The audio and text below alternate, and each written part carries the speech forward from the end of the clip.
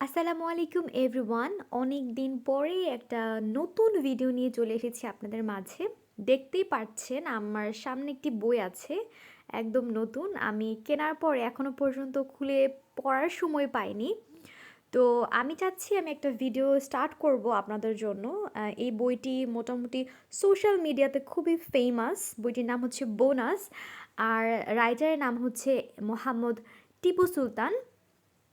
তো স্যারের বইটি আসলে অনেক বেশি জনপ্রিয় হয়েছে, আমিও কিনেছি, কিন্তু সময়ের কারণে পড়ার সময়টা পাইনি হয়তোবা। তো আমি চাচ্ছি স্যার এই বইয়ের মধ্যে যেই যে ওয়ার্ডগুলো ঠিক যেভাবে বোঝানোর চেষ্টা করেছে, আমি তার কিছুটা আমার ভিডিওতে তুলে ধরবো ঠিক আমার মতো করে। তো আপনারা চাইলে এই বইটি কালেক্ট করতে পারেন, অথবা যারা কালেক্ট করেননি এবং করেছেন, দুই পক্ষই কিন্তু আমার এই ভিডিওটি দেখে শিখতে পারেন। So without wasting time, let's start the video. আমাদের আজকের প্রথম শব্দ বোনাস, যার অর্থ প্রত্যাশার অতিরিক্ত কোনো কিছু। প্রতিষ্ঠানের কোনো মালিক এবং কর্মচারীর দায়িত্বভার ঠিকমতো পালন করলে সেই কোম্পানির কাজকর্ম ভালো হয় এবং কর্মচারী বোনাস পায়। বোনাস কথাটার মধ্যেই কিন্তু একটা দায়িত্বভার সম্পর্কে কিছু একটা ইঙ্গিত দিচ্ছে, তাই না?